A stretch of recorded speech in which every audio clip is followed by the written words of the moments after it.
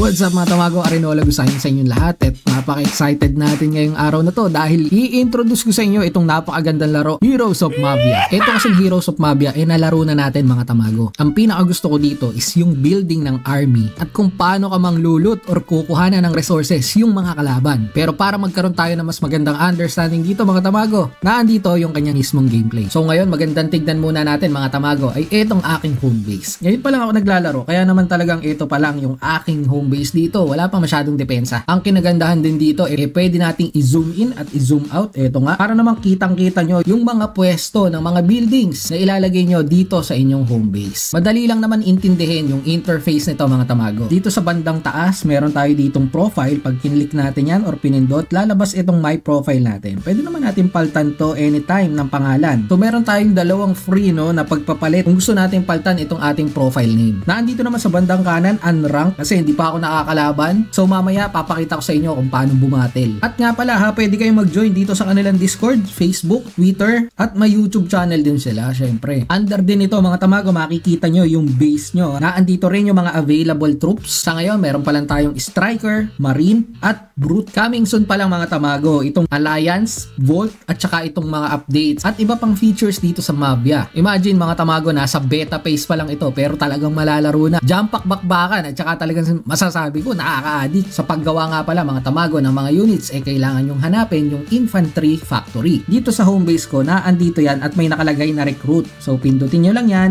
at makikita nyo yung recruit button na naandito sa dulo. Dito tayo o-order para makagawa ng mga troops dito sa Mavia. Make sure din na may enough oil kayo mga tamago kasi ito yung isa sa mga pinakakailangang resources. So pindutin lang natin yan, punuin lang natin mga tamago. Kaso wala na tayong oil so okay lang naman yan. Wait na lang natin siyang matapos. Dito naman sa rally point mga tamago, pindutin nyo yung info para makita nyo kung ilan yung total unit capacity niya. Sa ngayon ay 20 pa lang po. Meron siyang 250 hit points na medyo okay rin naman pero madali kasing masasakop to kapag malalakas ang mga inatake ng inyong mga kalaban. Pag in-upgrade naman natin yan, madadagdagan ng hit points and madadagdagan din ang troops or yung total unit capacity niya. Syempre mga tamago, ang pinaka-importante dito ay ito, headquarters. Kapag nga itong headquarters nyo nasira kagad, isang puntos kagad or isang star kagad yon para sa inyong mga kalaban. Pero ganun din sa inyo, kapag nasira nyo ang headquarters ng kalaban nyo, 1 star po kagad kayo. Dito naman ay mapapansin nyo yung mga resources natin. So meron ditong gold storage, level 1 pa lang. Meron tayo ditong oil storage na syempre imbaka ng mga langis. At eto naman yung gold collector natin. Syempre siya yung nangongolekta ng gold. So dyan tayo nagkakaroon ng gold na ginagamit naman sa mga pang-upgrade at iba pang function dito sa laro. Katabi rin ito ang isa pang kailangan nating resources. Ito yung oil rig. Siya naman ang tagamina ng langis. So eto nga mga tamago, babattle muna tayo. Find match muna tayo dyan. Uy,